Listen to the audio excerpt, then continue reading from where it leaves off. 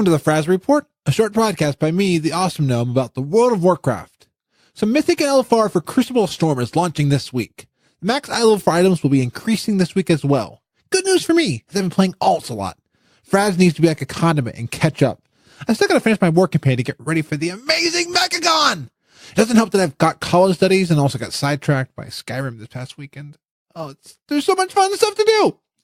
And speaking of fun things to do, the Feast of Noblegarden begins today. In case you are like me and not remembering what this holiday is about, besides eating candy, collecting transmog, toys, pets, and achievements, here is the description of this event from Wowpedia. The Great Feast of Noblegarden has long been celebrated by the races of the Alliance and recently adopted by those of the Horde. On this joyous day, it is customary for the nobles and lords from each race to hide coins, candy, and the occasional treasures within special eggs painted to look like wildflowers. These eggs are then scattered around the major cities for the citizenry to find. From heroes to commoners and everyone in between, the Feast of Noblegarden is meant to bring communities together to share the joy of life and friendship. This year, there are 3 new bunny ears, a new Hearthstone toy. No, not a toy to play Hearthstone, a toy that acts as a Hearthstone. Though there is a toy to play Hearthstone. Well, not totally. You still can't actually play the game in it. Oh, I miss you, Peggle. As well as the achievement Shake Your Bunny Maker can now be used on any player, not just those who identify as female. Already a few complaints from residents of the towns in the starting zones are pouring in. Cities get overwhelmed by players every year who traipse through gardens and yards. Members of these towns claim that visitors only want chocolate, and with War Mode, it's hard to get the blood off their homes. Not to mention the many duel requests that come up as the residents walk up to pick up their morning mail and a player rushes out of the bushes where they were looking for chocolate eggs. And this player, who wants to show off how skilled they are, they challenge the resident to a duel for the 1800th time. These cities are thankful that Pokemon Go never came to their towns, as the reports they've read of that game's popularity had them very concerned.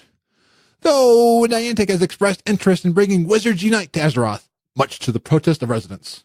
Thorben Alden, a human of Goldshire, has said the impact of Noblegarden on his community is felt for months after. He even recalled that sometimes eggs aren't found, and then becomes summer, and you don't want to know the smell of melted chocolate or the sight of the rodents that come looking for these spoiled treats. There is hope, though, that there is a tide turning for these spoiled foods. This year, there is a shortage of chocolate due to the lack of cocoa beans. Seems that these have been harder to import recently due to the war between the Horde and the Alliance. And the ships carrying these cocoa beans have been crashing off the coast of Zandalar and Koltiris. Some ingenious goblins have come up with a solution and have invented plant-based eggs that taste like real chocolate, similar to the Impossible Burgers popping up in fast food restaurants like Burger King. These eggs, thankfully, don't go bad, even after many months, so there will be no more crying over spoiled milk eggs anymore. I tried one of these eggs, and then another, and then another. Needless to say, I am high on sugar now! Woo! 8.2 has hit PTR last week, and the data mining has been in full effect. These things look amazing! All these models and all these cool things, and we will do our best to refrain from spoiling too much, except for one thing.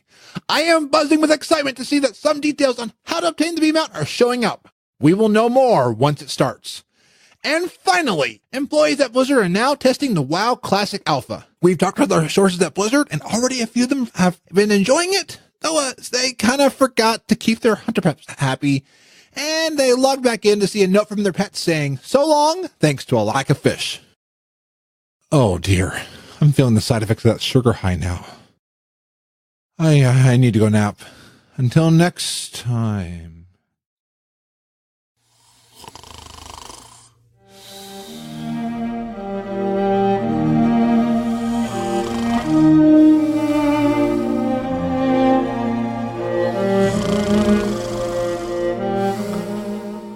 The Frazley Report is a fan podcast that covers Blizzard games. We are not affiliated with Blizzard Entertainment, Inc. Views expressed by the hosts and guests are their own, and the art, music, and sound effects come from Blizzard Games and are owned by Blizzard Entertainment, Inc. No copyright infringement is intended.